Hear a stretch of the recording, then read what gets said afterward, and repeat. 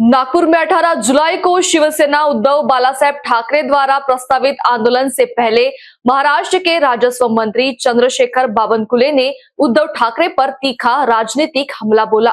उन्होंने कहा कि आंदोलन करना हर किसी का लोकतांत्रिक अधिकार है, लेकिन आंदोलन करने से पहले उद्धव ठाकरे को पिछले 5 वर्षों की अपनी राजनीतिक भूमिका और कामकाज का भी जवाब देना चाहिए। बावनकुले ने कहा कि प्रभु श्री राम और राम भक्तों को लेकर उद्धव ठाकरे ने अतीत में क्या बयान दिए थे, जनता उसे भूली नहीं है। उन्होंने आरोप लगाया कि जब भगवा फहराने की बात आई तब कुछ स्थानों पर पाकिस्तान का झंडा फहराया गया।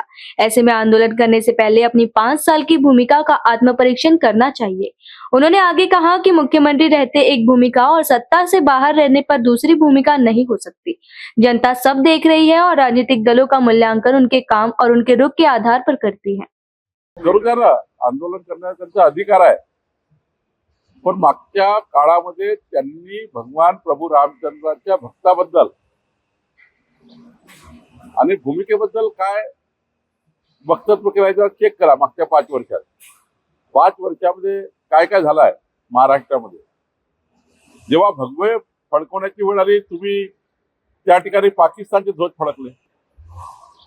जेव्हा भगवान प्रभू रामचंद्राचा गदर करण्याची वेळ आली, तेव्हा तुम्ही मताचं लागून चालन केलं। खरं तर तुम्ही या ठिकाणी आता या आंदोलनाच्या पूर्वीचे 5 वर्ष यांच्या भूमिका बघा कशा बदलल्या आहेत। आता मताची वोट बँक गेली, भूमिका बदलली। मुख्यमंत्री असताना भूमिका वेगळी, सत्ता असताना भूमिका वेगळी, सत्ता गेल्यावर भूमिका वेगळी। आणि या पद्धतीचं महाराष्ट्र कधी सहन करत नाही। महाराष्ट्र जनतेला माहिती आहे, केवळ आणि केवळ राजकारणाचा अड्डा हा भगवान प्रभू रामचंद्राचं नाव घेऊन करण्याचा प्रयत्न। त्यांना जे जे आंदोलन करायचे करू दे, पण महाराष्ट्रात त्यांना जर बेस तयार करायचा असेल तर सकारात्मकच तयार करू शकतात, असा बेस तयार होत नाही।